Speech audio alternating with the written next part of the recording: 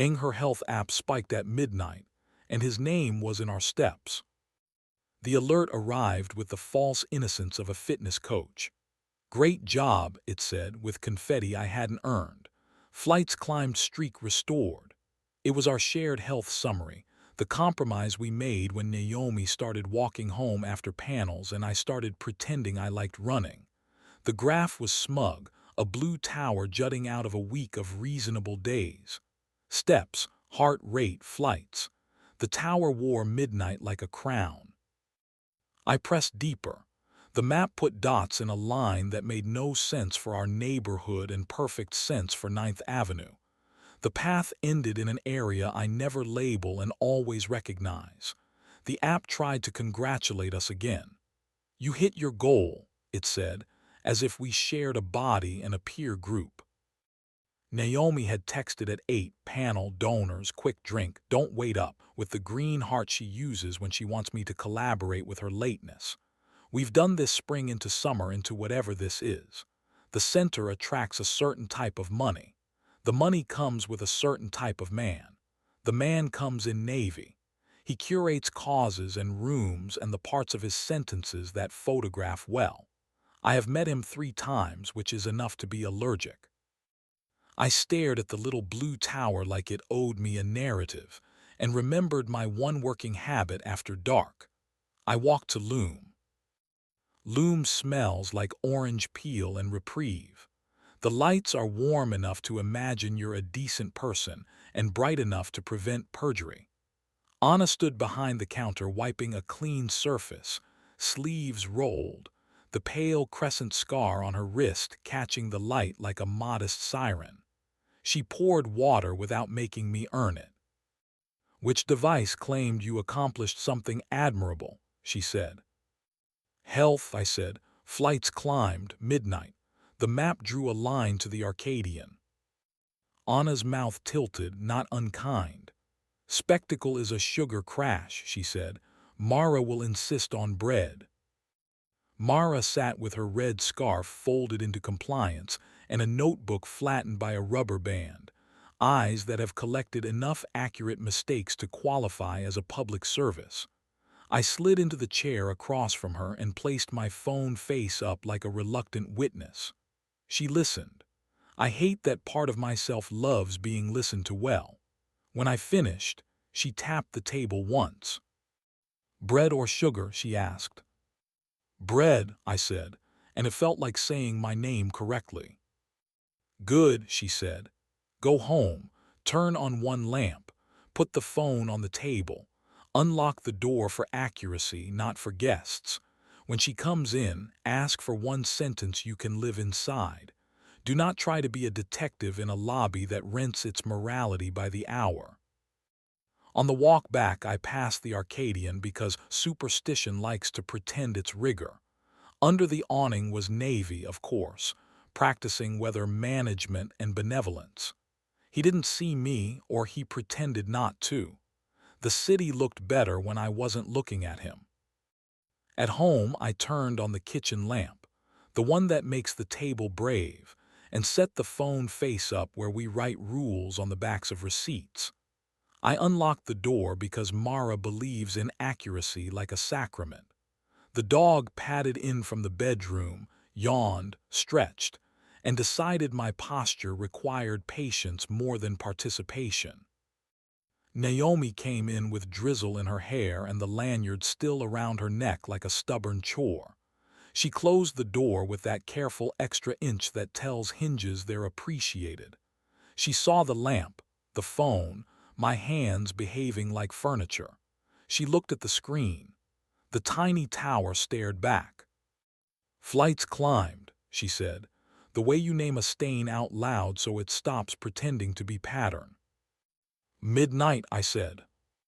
She leaned her hip against the counter like she was surveying a jurisdiction. "Accuracy," she said, "and touch, in either order you can stand." "Touch then truth," I said, because my body wanted to go first and my mouth wanted not to ruin it. We didn't go to bed to erase a graph. We went because bodies can keep promises while words are still choosing their verbs. She stood in front of me, and I raised the zipper of her dress slowly. Exact, the motion we reserve for nights we intend to be careful with each other. The fabric made the small, honest sigh clothes make when they agree to stop pretending to be architecture. She placed my palm at her hip and pressed until stay learned its job. I kissed the hinge of her jaw where her certainty keeps breathing, and she said my name in the version that means keep. We asked our small questions, here, slower, more, and answered in breath, the language that never tries to impress a third party. We laughed once because a sleeve staged melodrama and she rescued me with her teeth. Heat arrived like tide. We met it with competence instead of fireworks. When we came apart together, the room looked proud of us again. After, she lay with her cheek on my chest and traced a circle with one finger over the place where my worst ideas nap. Accuracy, she said into my skin. I wanted stairs. Stairs, I repeated, because echolalia is how I keep from writing other people's lines. I stood outside the Arcadian, she said. It was raining and I wanted to see if wanting looks cheaper under expensive light. It does. He texted that he'd left the key at the desk, which is the sentence of a man who's never had to learn the difference between consent and convenience. I pinned the number in notes because I wanted to feel dramatic about not going. Then I remembered stairs. Stairs, I said again, and felt my chest decide to believe her. The old stairwell on the Ninth Avenue side, she said, something like pride sneaking into her voice without asking permission. 14 flights, concrete, ugly as honesty. I climbed them. When I got to 10, 12, I kept climbing.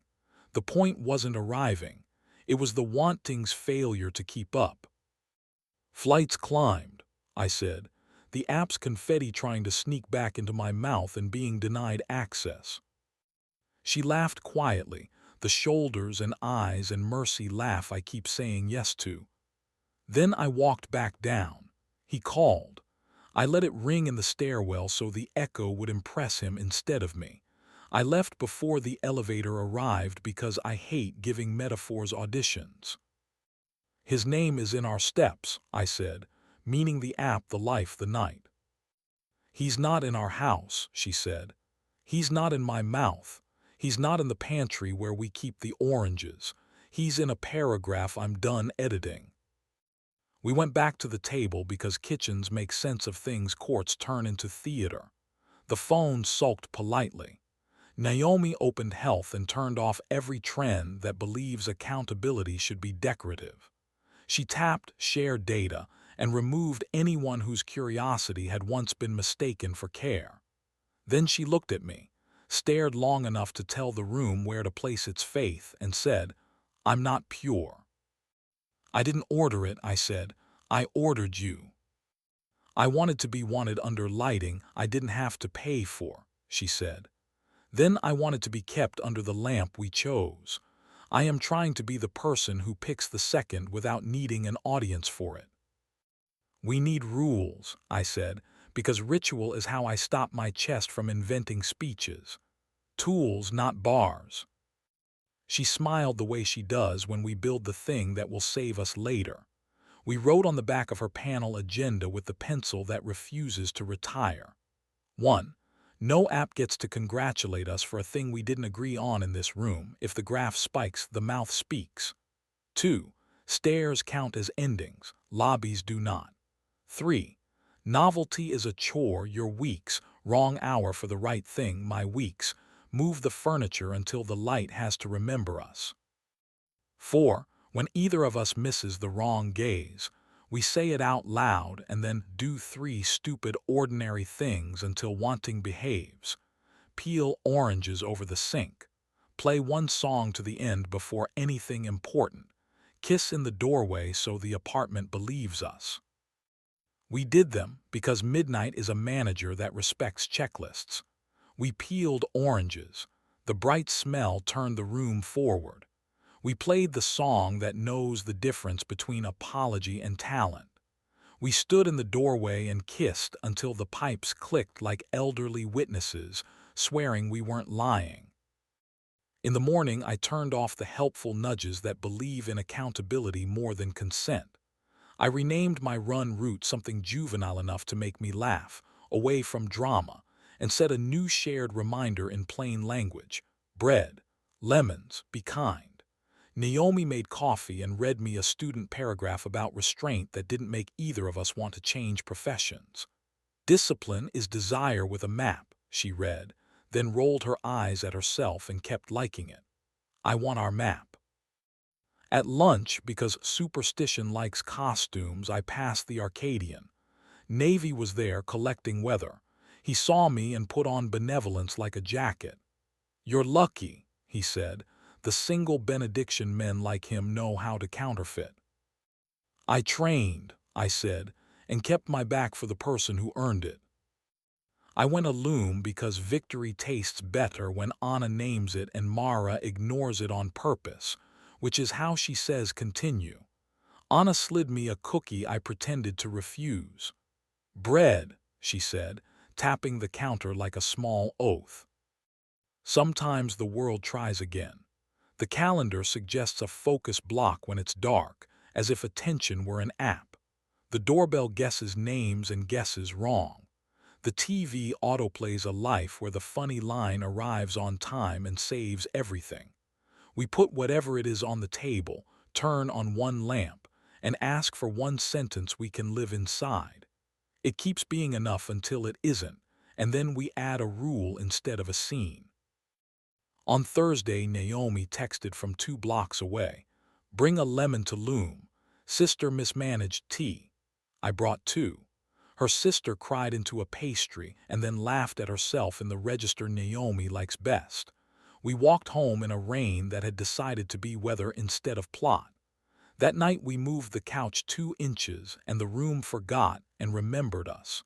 We decided that counts as training for larger forgetting and remembering. Last night, alone for an hour I didn't want, I opened health and made one more pettiness, disabled achievements, turned off fireworks.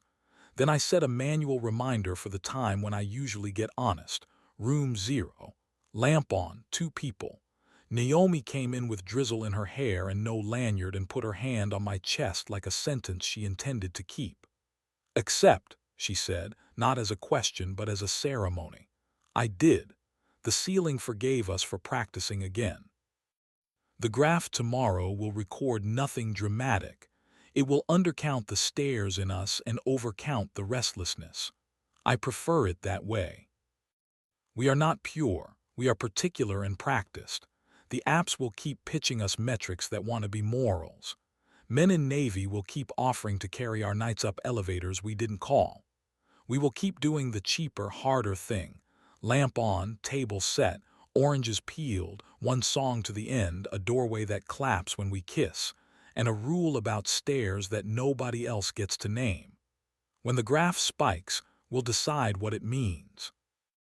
And if we need flights to count for anything, we'll climb them together, past any room that thinks it deserves our breath.